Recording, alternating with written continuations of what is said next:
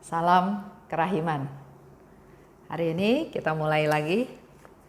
Tanggal 24 Mei akan baca dari 1406 dan 1436. Kita mulai dengan doa pembukaan. Demi nama Bapa dan Putra dan Roh Kudus. Amin.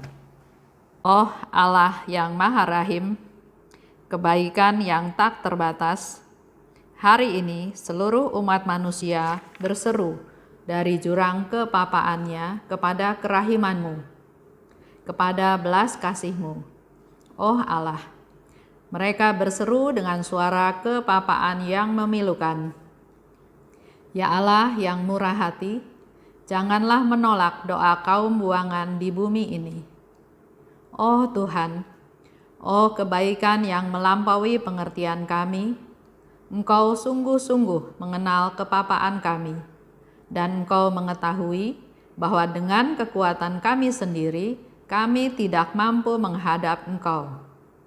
Maka kami mohon kepadamu, limpahilah kami dengan rahmat-Mu, dan tingkatkanlah selalu kerahiman-Mu dalam diri kami, supaya kami setia melaksanakan kehendak kudus-Mu sepanjang hidup kami, dan pada saat kematian kami.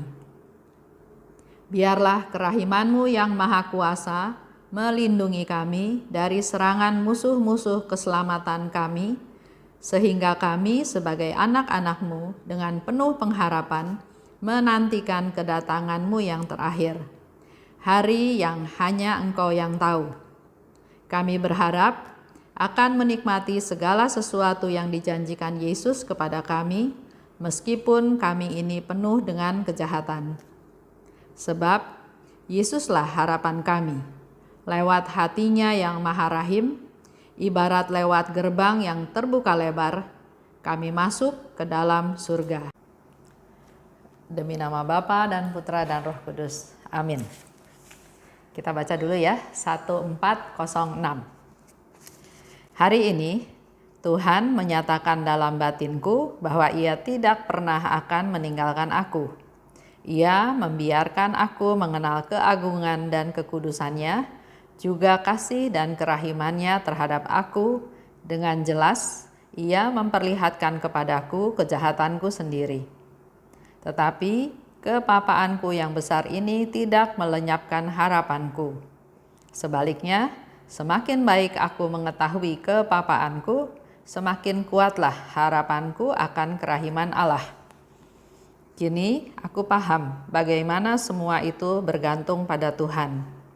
Aku tahu bahwa tidak seorang pun akan menyentuh sehelai rambutku kalau Tuhan tidak menghendakinya.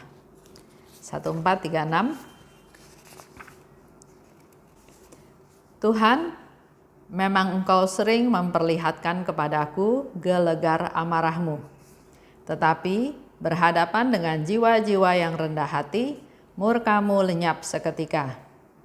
Memang Engkau sangat agung ya Tuhan, tetapi Engkau membiarkan diri-Mu dikuasai oleh jiwa yang papa dan sangat rendah hati. Oh kerendahan hati, keutamaan yang paling berharga, betapa sedikitnya jiwa-jiwa yang memiliki Engkau. Di mana-mana aku hanya menyaksikan sesuatu yang mirip dengan keutamaan ini, tetapi tidak pernah menyaksikan keutamaan kerendahan hati sendiri.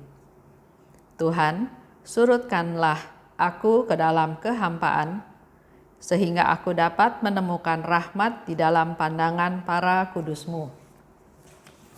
Pertama dikatakan di 1406, Tuhan tidak pernah akan meninggalkan aku.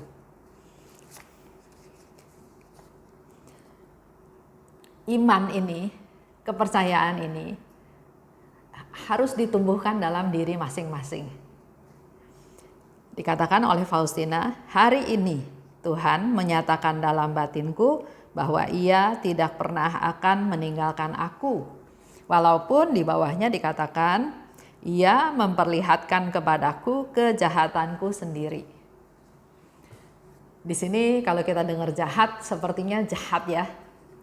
Tapi saya percaya yang dikatakan oleh Faustina jahat itu, menurut dia itu satu kejahatan. Tapi kalau saya nangkapnya bukan karena jahat, tapi karena dia sangat rendah hati.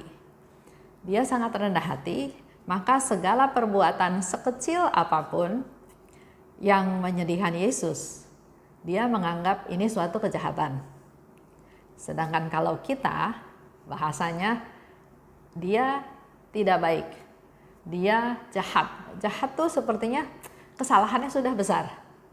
Bahkan kalau orang bilang, Esther, kamu jahat, saya masih mau bela diri. Enggak, jahat apa? Enggak sebesar itu jahatnya. Saya cuma membela diri ya. Jadi di sini dikatakan, aku tahu bahwa tidak seorang pun akan menyentuh sehelai rambutku pun kalau Tuhan tidak menghendakinya. Sebelum sampai ke titik tadi, di sana dikatakan lagi dengan jelas, walaupun Tuhan tahu kejahatannya Faustina, tapi di satu pihak dia punya iman, dia percaya bahwa Tuhan tidak pernah meninggalkan aku. Dan dikatakan oleh Suster Faustina juga, semakin baik aku mengetahui kepapaanku, semakin kuatlah harapanku akan kerahiman Allah.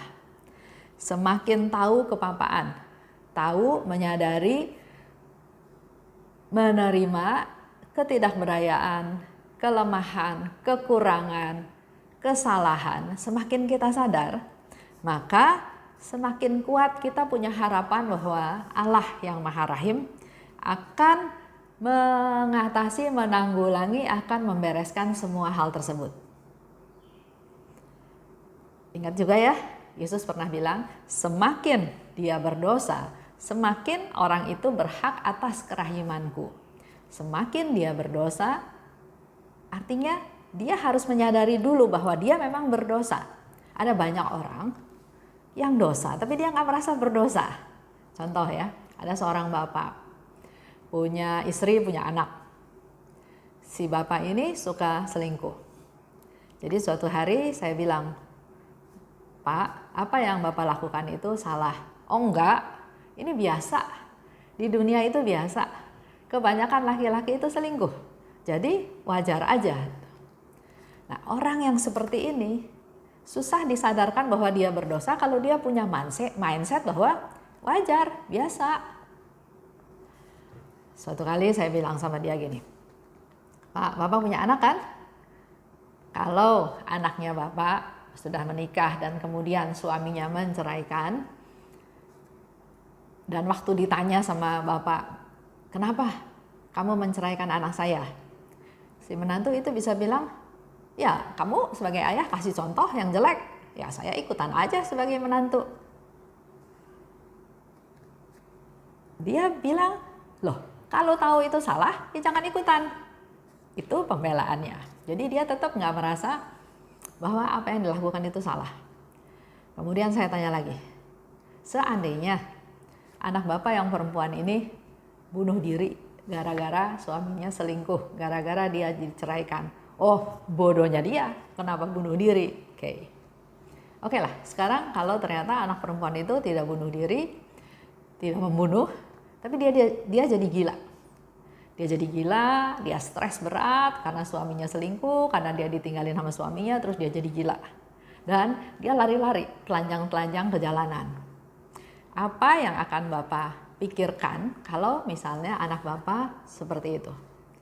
Apakah akan menyalahkan anak Bapak?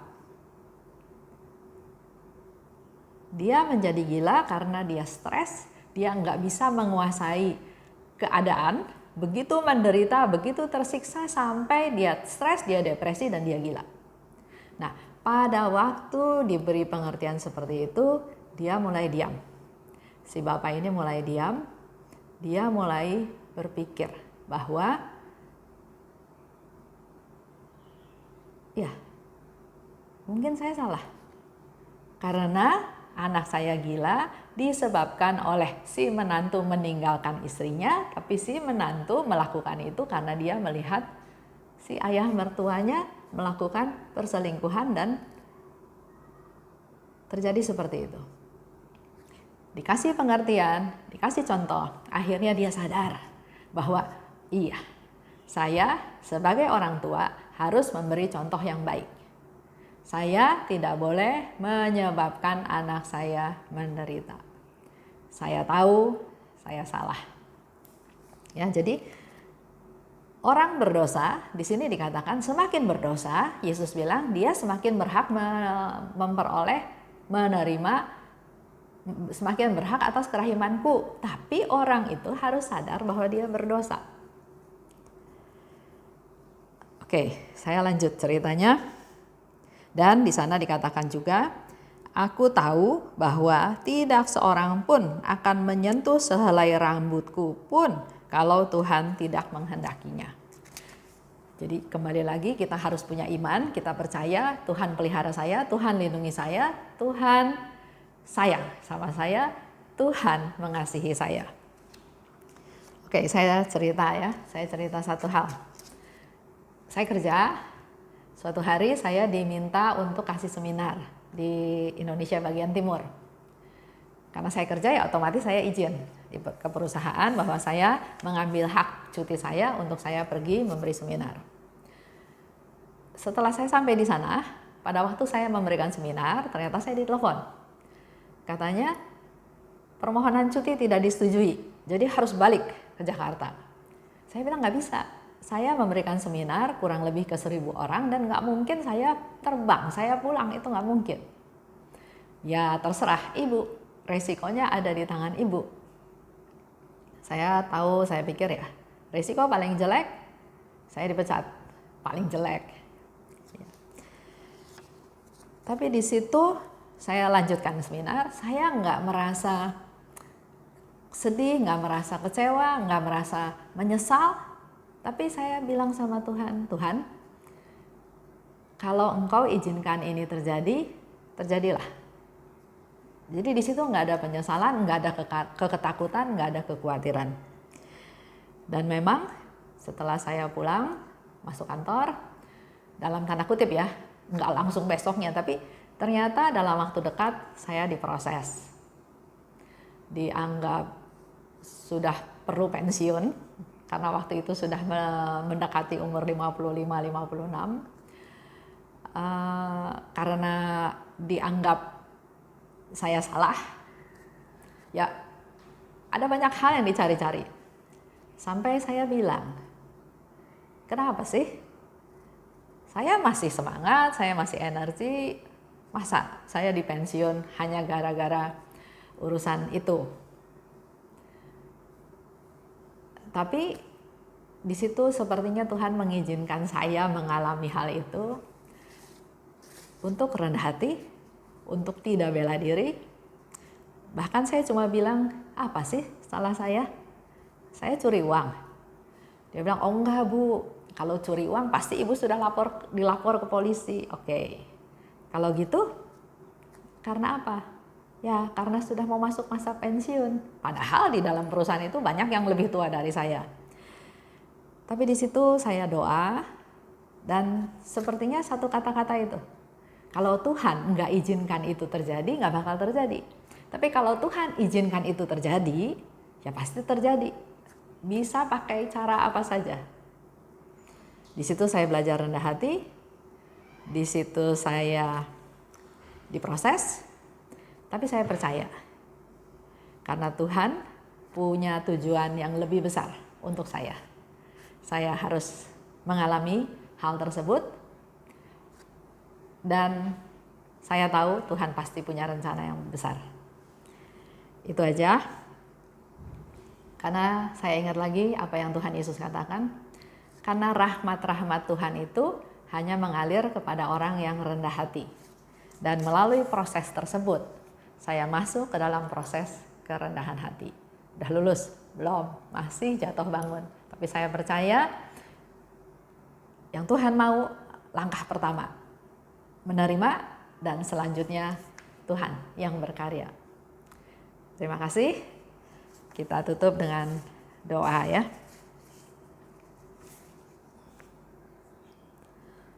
Demi nama Bapa dan Putra dan Roh Kudus. Amin.